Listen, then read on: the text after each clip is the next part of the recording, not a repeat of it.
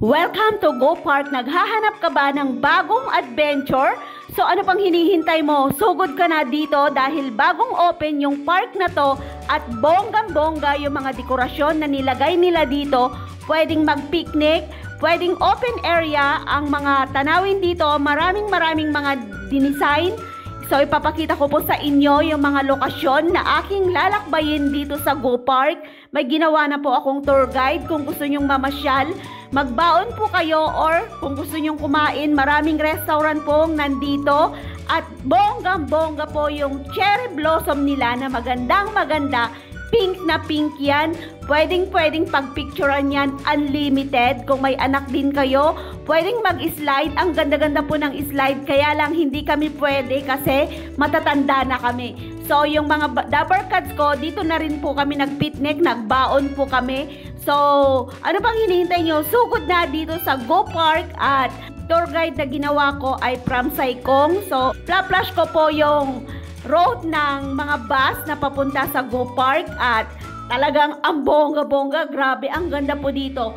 Tawagin nyo na po yung dabber cats nyo, yung family nyo, bonggang-bongga yung mga chikididong dito kasi may rock climbing, magandang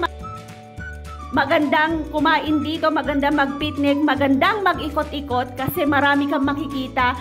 Ang ganda ng dekorasyon ng kanilang Go Park. So, bonggang-bongga po talaga yung pamamasyal nyo dito. Bagong-bagong open to. Kaya ano pang ginagawa nyo dyan? Sugod na kayo dito sa Go Park at very convenient po yung kanyang mga transportasyon dahil maraming mga buses ang pumupunta dito. From Saikong, from Wukaisya, Shatin, at saka Maonshan. So, ano bang hinihintay nyo? Tawagin nyo na yung barkada. Sugod na dito. Kasi nung Sunday, dito kami nag-pictorial. Ang ganda po, ang bongga. Isa pa na recommendation ko sa inyo, magdala kayo ng magaling na photographer para maganda yung inyong mai-upload sa Facebook at saka YouTube. Ang ganda po talaga dito. Hindi kami nagsawang mag-picture pero nakakangawit ngumiti. So, nag-picnic na lang kami doon sa may likod. Ang ganda-ganda po doon. Talagang mag-i-enjoy ka sa mga nilagay nilang mga dekorasyon, yung mga pangalan ng Go Park. Tapos yung tanawin, bonggang-bongga po talaga. Ang ganda. Tapos yung night view talagang napakaganda po dito.